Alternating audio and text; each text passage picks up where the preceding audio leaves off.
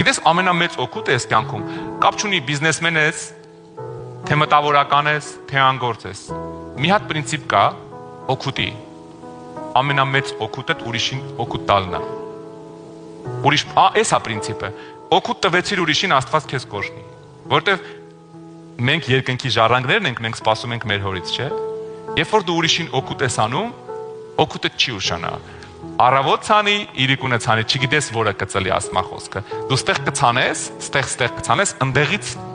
հեղեղը կծլի։ Ոչ չէիր սպասում, նենստեղից ոսկի չէիր սպասում։ Մի հարուստ մարդ կար, ամբողջ գյուղին օգնում էր։ Գյուղին, կողքի գյուղերով բոլորը գիտեն իրան։ Օգնում էր, sense լավ օգնում էր։ Մեծ ֆերմա ուներ, շատ կովեր, հավեր, ինչ-որ դեկորատիվ այծեր, շատ դեզեր ուներ խոտի։ Մի օր եկան դեզերը վառեցին, բարի մարդիկ, հա, ճակերտավոր։ Եկան գիշերով դեզը վառեցին, այդ դեզերը ամբողջ այդ ֆերման վառվեց։ 4 կողմով վառվեց, մոխրացավ, բան չէր մնացել։ Գիտեք, իրանք մնացել էր մենակ այդ տունը իրանց, որտեղ ապրում էին։ Նստեցին տան անդամներով որոշեցին այդ տունը վաճառեն, գոնե բանկի պարտքերը տան, որտեղ բանկից էլ ահագին գումար էր վերցած։ Պարտքերը տան մի կերպ ինչ-որ ձևով փորձեն գոյատևեն։ Մեկ էլ հանկարծ իրանց դուռը ծեծեցին։ Դուռը բացվեց, հարևաններից մեկն էր։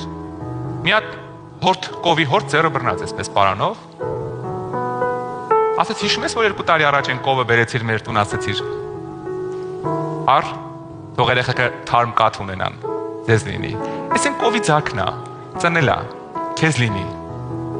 Ուրախացան վերցրին։ Հետո մյուս հարևանը դուռը ծեծեց։ Հետո երրորդը, որը 2 գար, որը մի քանի հավ, որը նորից հորթիկ, հետո կողի գյուղից, որը ոսկի բերեց մի կտոր, մատանի, որը արծաթ, որը գումար բերեց, հետո այն մի կողքի գյուղից, բերեցին, երբ որ նստած էր նույն ընտանիքը, նույն հաշիվն էր անում, ոնց բանկի պարտ կփակի, պարզվեց ոսկեղենն ու գումարները հերիք ա որ փակեն բանկի պարտքը, այն կենդանիներն որ բերել էին լավ սկիզբ էր, որ նորից սկսեին իրանց բիզնեսը։ Ուրախացան, աղոթեցին, պարկեցին, քնեցին։ Առավոտ բանկից մի հատ նամակ եկավ հեռախոսի վրա։ 20 րոպե առաջ ձեր պարտքը ինչ որ մեկը մարեց։ Դուք էլ բանկին ոչինչ պարտ չեք։